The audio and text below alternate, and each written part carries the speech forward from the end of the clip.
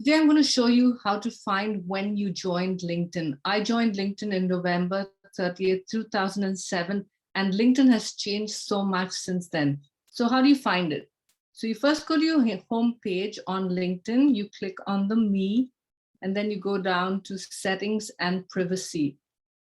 Click on that, and you scroll down in the left-hand menu to Data Privacy. Click on that. And then you see how LinkedIn uses your data in the right-hand menu. Click right on the top, just below that, Manage Your Data and Activity. Click on that, and it'll give you all the activity you've done on LinkedIn since you joined, right? So I'm going to scroll down to the bottom.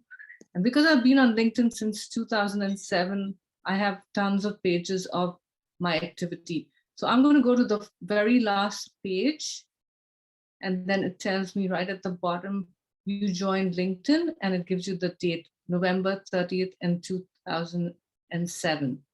So if you are watching this video and you find out the date when you joined LinkedIn, let me know in the comments.